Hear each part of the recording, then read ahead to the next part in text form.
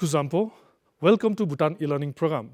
My name is Mohan Chetri, and today I'll be taking you through chemistry relation for key stage 5. That is for class 11 and 12. The topic that we are going to study today is electrochemistry. As you can see here, we are going to study about electrochemistry. In this lesson, we are going to look at the definition of electrochemical cell. We are going to look at the construction of electrochemical cell.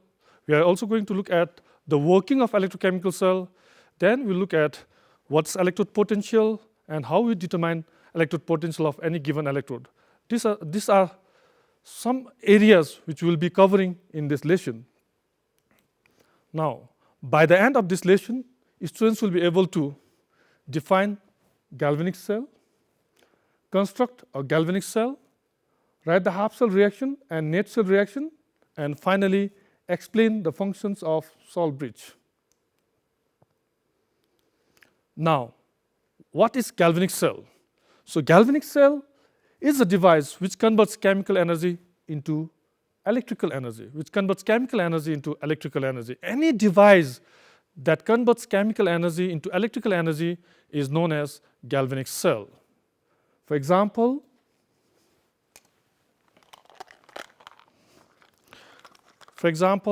dry cell. This is an example of galvanic cell. You must have seen these cells everywhere because it is used in wall clock, it is used in remote control, and so many other electronic devices. Another example of a galvanic cell is mercury cell. Another example of a galvanic cell is a mercury cell. As you can see this, and I'm sure you must have seen these cells before. These cells are usually used in wristwatches, toys, etc. Please remember that mercury is hazardous to environment. Therefore, these cells should not be thrown carelessly everywhere.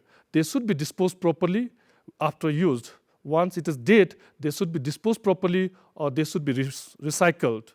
It should not be thrown anywhere because it is highly hazardous to environment. Now, the third example of galvanic cell is nickel-cadmium cell. Nickel-cadmium cell. I'm sure you must have seen the cells before. This is a cell which is used in mobile phones, and similar type of cells are also used in laptops and other electronic devices. Now, please remember, both nickel as well as cadmium are hazardous to environment. These are toxic metal. Therefore, this type of cells should not be thrown carelessly. After use, they should be disposed properly or they should be recycled. Now, we'll look at the construction of a galvanic cell. Now, galvanic cell consists of two half cells. Two half cells together make one cell. So, here you can say zinc electrode dipped in zinc sulfate solution. This represents oxidation half cell. You can see here copper electrode dipped in copper sulfate solution. Now this represents reduction half cells. Now if I keep it together, now these two electrodes are connected externally through voltmeter. Here we are using multimeter as voltmeter.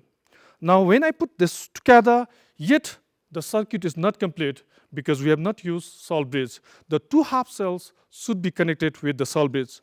Now let's complete the circuit now. This is a salt bridge. I'm putting it inside. Now let's look at how much current or how much voltage it generates. As you can see here, it is generating around 1.05 volt. So this much current is generated here when we are constructing the cell. So this is a simple example of a galvanic cell where the chemical energy which are converted into electrical energy. So, in construction, we have oxidation half cell where zinc electrode is dipped in zinc sulfate solution. In reduction half cell, copper electrode is dipped in copper sulfate. Two electrodes are connected by a metal wire, externally by a metal wire, to which multimeter is connected, and two half cells are also connected by a salt bridge. So, you have seen this. Now, we'll look at the working of this cell. So, before we go into the working, let's look at this short video. The best example of an electrochemical cell is the Daniell cell, in which copper and zinc electrodes are immersed in a solution of copper sulfate and zinc sulfate respectively. The two half cells are connected through a salt bridge, which is an inverted U-tube filled with a saturated solution of an inert electrolyte containing agar-agar. Here, zinc acts as anode and copper acts as a cathode. At the anode, zinc undergoes oxidation to form zinc ions, which pass into the solution and electrons.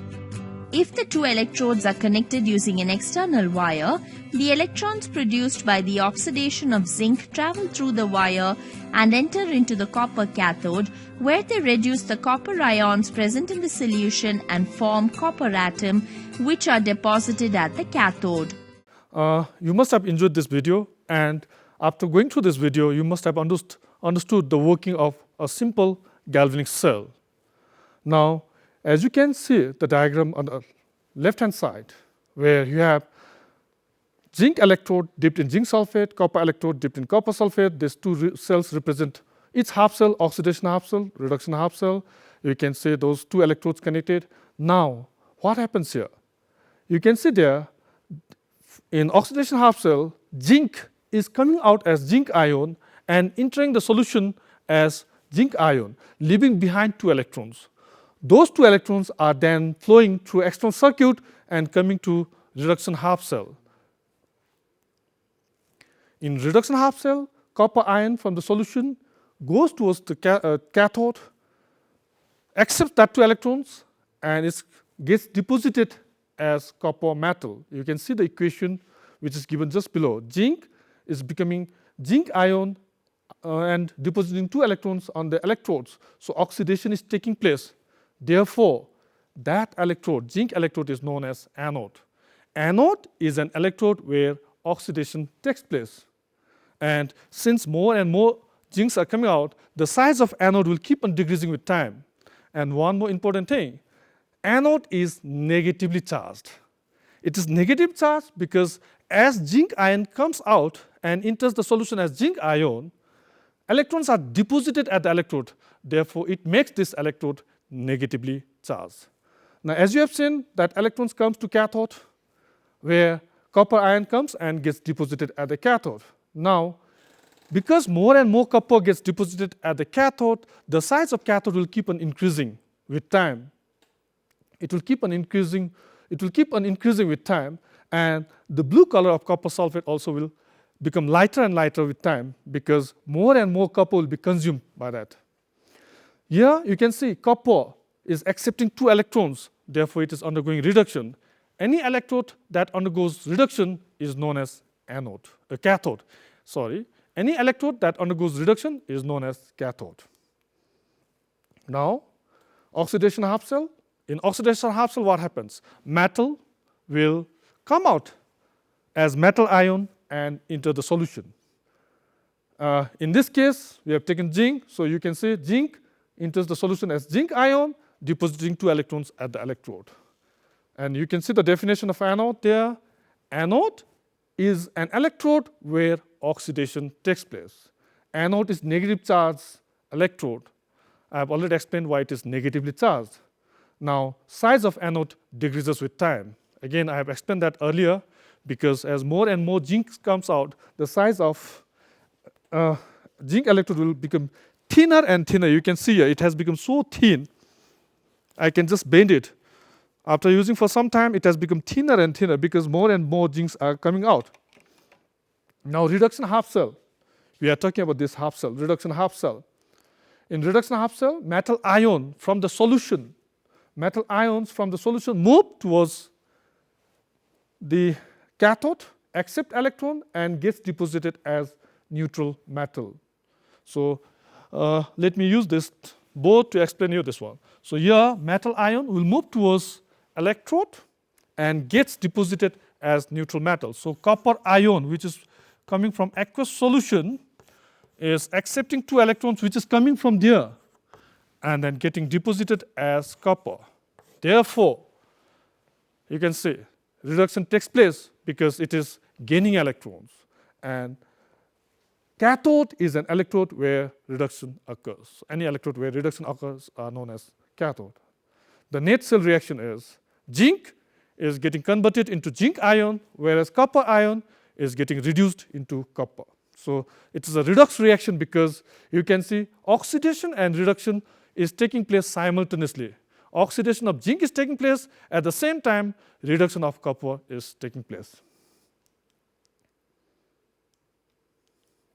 Now we'll look at salt bridge. Salt bridge. We'll look at the salt bridge. Definition of salt bridge: it is inverted U-shaped. So actually U-shaped should be like this, but when you use, we will make it upside down. Therefore, it is inverted U-shaped glass tube filled with electrolyte, inert electrolyte like KCl, maybe KNO3, etc., embedded in semi-solid substance like agar-agar or gelatin. Here we have used agar-agar to prepare this salt bridge. So this is a salt bridge. It's a salt bridge. It's made of inverted U-shaped glass tube filled with electrolyte like KCl or KNO3 embedded in semi-solid substance like agar-agar or gelatin. Now let's look at the functions of salt bridge. First, it completes the circuit. It connects the two half cells and thereby completes the circuit. Now let's look at this cell here again. If I remove this salt bridge and let's see the voltage here. Let's look at the voltage here. After removing salt bridge, it is 0 volt. Why? Because the circuit is incomplete. When I put the salt bridge, again, you will see we get 1.05 volt. Now, that's the first purpose of salt bridge. It completes the circuit by connecting two half cells. Second function of salt bridge is it prevents the physical contact of the electrolytic solution that is present in two half cells. Again, you can see we have two half cells, solutions present in two half cells. Now, since it is inverted U-shaped, this solution cannot travel that side or that solution cannot come this side. Therefore, it prevents the mixing of electrolyte that is present in two half cells. Third, maintain the electrical neutrality of the two half cells by diffusion of anions towards oxidation half cell, where there is excess positive charge, and cations towards reduction half cell where there is excess negative charge. So that is the most important function of salt bridge. Therefore, I'll use both to explain this part. Now, let's look at this one. Here, as you see here, as more and more zinc comes out as zinc ion,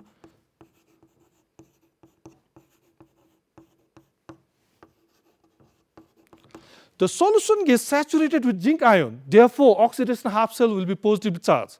Similarly, as more and more copper goes and gets deposited on the electrode, that's cathode, now large amount of sulfate ion will be left behind in the solution.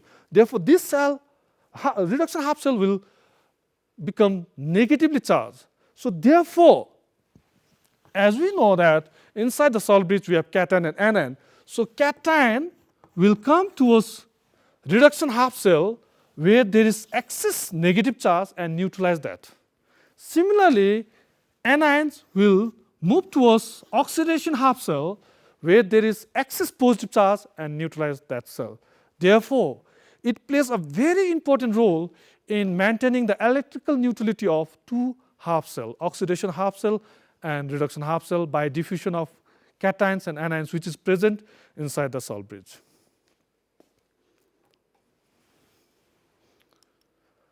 Now, symbolic representation of half cell, symbolic representation of half cells and galvanic cells. Now, when we write this cell reaction in paper, in books, it's not possible to draw a whole thing. It's so complicated. Therefore, we have a short form of writing this. And when you write half cell reaction, oxidation half cell reactions are always written on the left hand side. Reduction half cell reactions are always written on the right hand side. In other words, anodic reactions are written on left hand side and cathodic reactions are written on right hand side. The two half cell reactions are separated by Salt bridge, which is represented by two vertical line,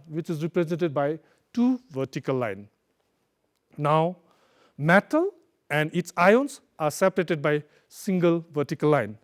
So zinc is becoming zinc ion here. Zinc is becoming zinc ion.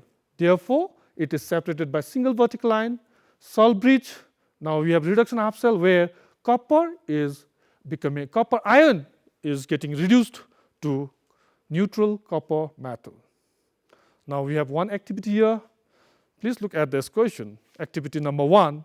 Write the half cell reaction for the following redox reactions. So can you try this question first? And then later on, we'll solve it together.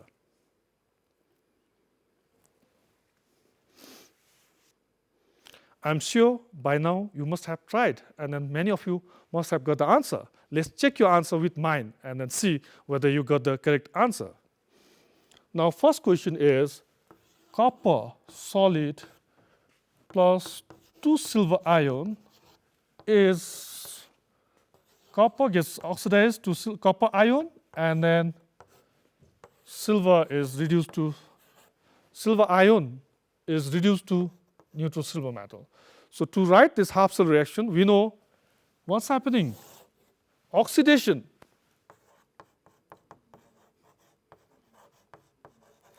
So this is anode. Here, as you can see, ion is reduced to neutral metal, therefore it is reduction. So this is cathode. And as we know that anodic reaction is always written on left hand side, so I'll write copper is getting converted into copper ion. So metal and ions, it is separated by single vertical line. We have salt bridge, then 2 silver ion is reduced to 2 silver metal, neutral silver metal. So this should be your answer. Cobalt plus lead ion, where cobalt is getting oxidized and lead ion is getting reduced to lead. Now you can see here cobalt is oxidized. Therefore, it is anode.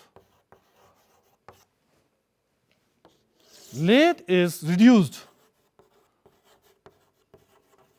So therefore, it is cathode.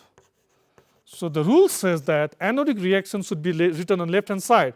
So what we have? Cobalt separated by single vertical line gives you cobalt ion. 2 vertical line which represents salt bridge, and we have lead ion which is reduced to lead.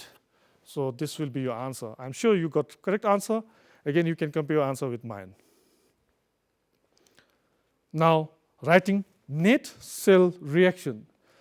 The redox reaction responsible for the generation of electric current in a galvanic cell is called cell reaction.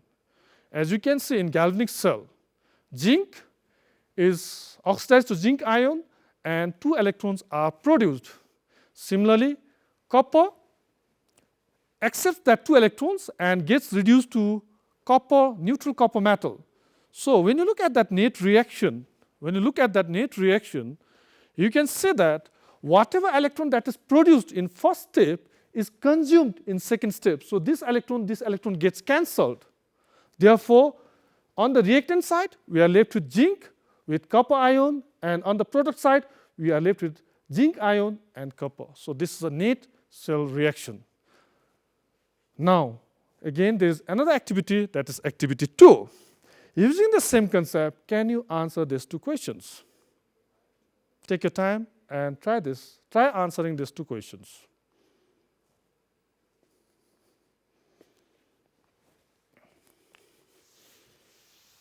I hope by now you must have completed solving these 2 problems. Now let's check your answer with mine. Let me solve this one on the board and then you'll see this. Now, first question, what do we have? Nickel is oxidized to nickel ion. So it's written in half cell reaction form, whereas silver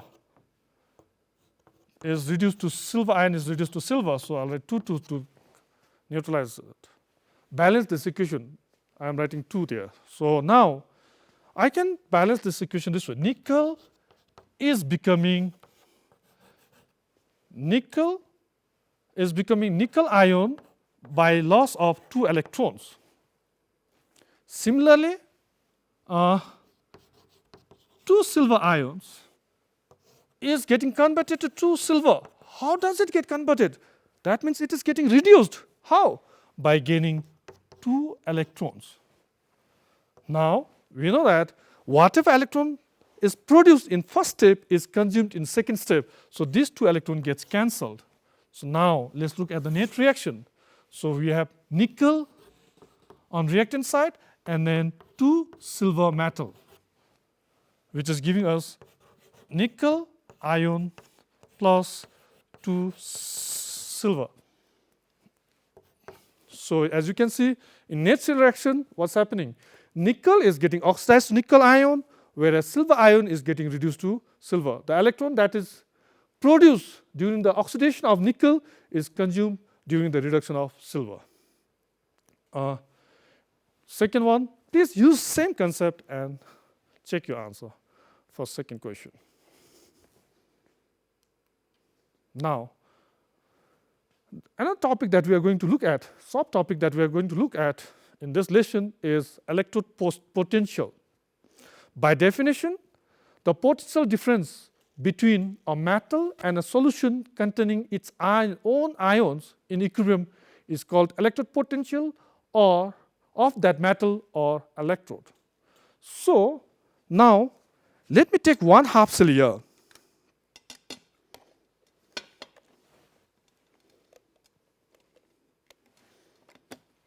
Let me take this half cell, oxidation half cell. As we have already studied that zinc is coming out as zinc ion.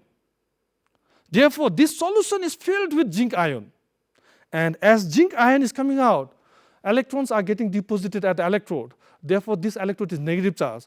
The moment I place this one inside, there is a difference in concentration between the electrode and the solution. That potential difference between the electrode and the solution containing its ions is called electrode potential. Similarly, if you look at reduction half cell,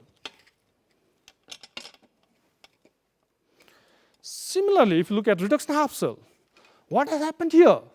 The copper ion from the solution has gone up to the electrode, accepted 2 electrons and got deposited there as neutral copper metal. Therefore, this electrode is slightly positively charged, and the solution, as copper goes there, sulfate ion is left behind and solution is filled with sulfate ion. So now the moment I place it inside, since the electrode is positive charge, it gets surrounded by a number of negative charged sulfate ion. So the potential difference between the electrode and oppositely charged ions present in the solution is called electrode potential. Now, we know different electrode will have different electrode potential, but how do we measure them? It's not possible to measure the electrode potential of an electrode by itself. It has to be connected with something else, or it has to be measured with respect to something. Therefore, standard hydrogen electrode is an electrode which is used to determine the electrode potential of any given electrode. So, the definition of standard hydrogen electrode is SHE is a reference electrode which is used to determine the electrode potential of any given electrode. For that matter, it can be X electrode, Y electrode.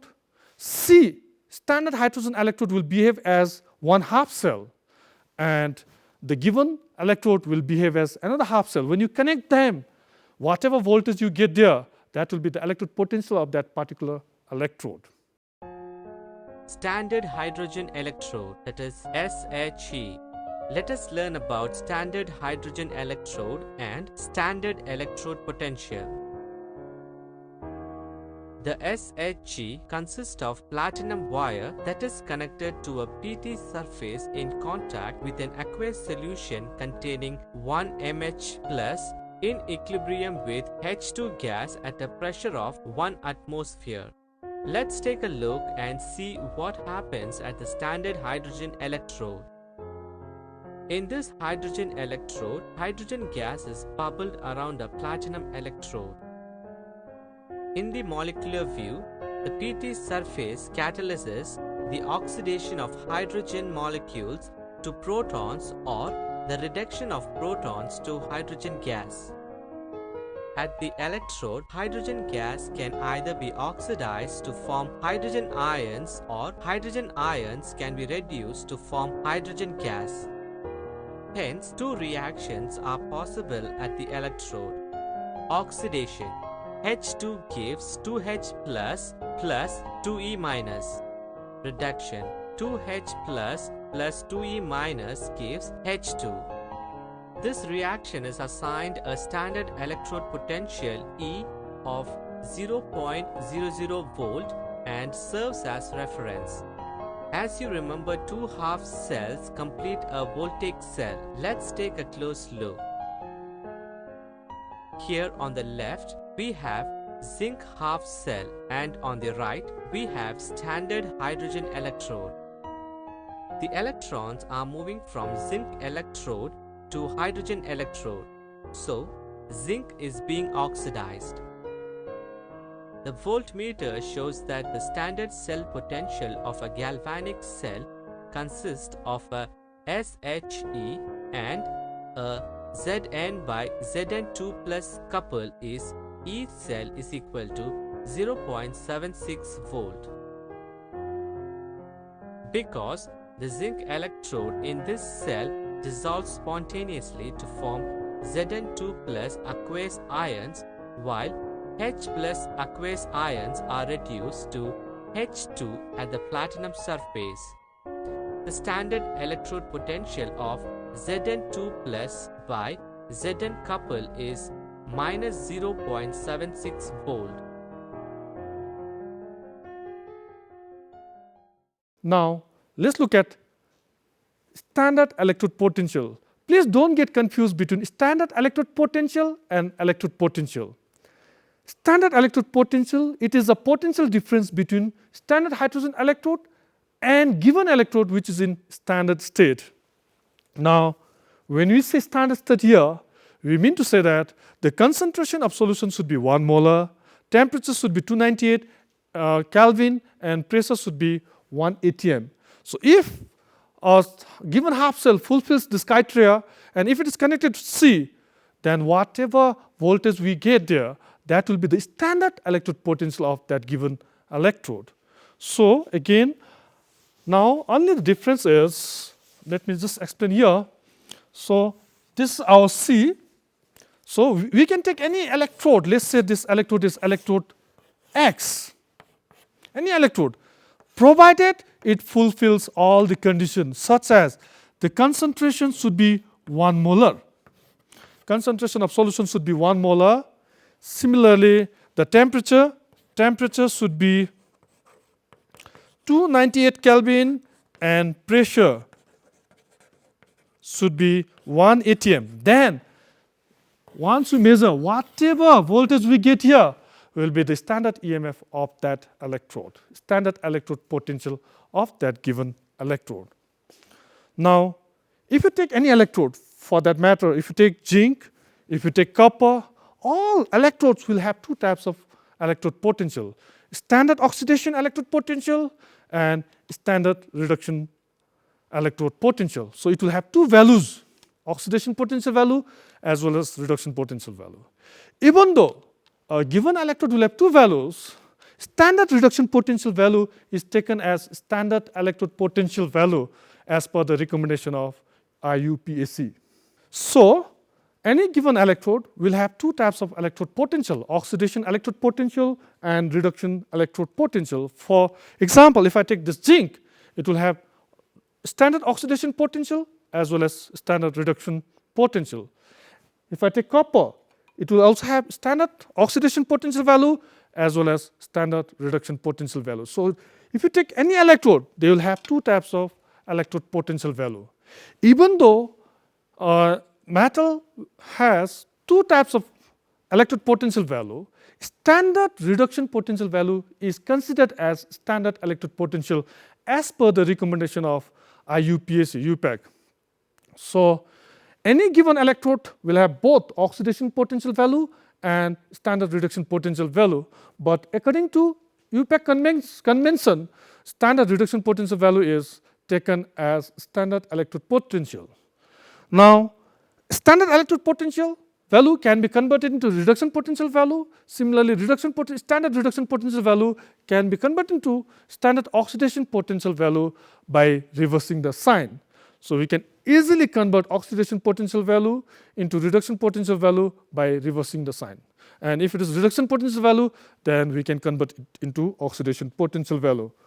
So with this, we have come to the end of this lesson. So before we conclude this lesson, let's revisit some important points. In today's lesson, we have looked at the definition of a galvanic cell, which says that it is any device which converts chemical energy into electrical energy is known as galvanic cell. We have looked at few examples of galvanic cells. We have looked at how galvanic cells, simple galvanic cells, are constructed, and I have shown you this here. We have also looked at the working of galvanic cell. We have looked at how SHA, standard hydrogen electrode, is used to determine the electrode potential of any given electrode. And we also have looked at how we determine the electrode potential, how standard electrode potential of a given electrode is different from electrode potential of that electrode. Now, please look at these questions.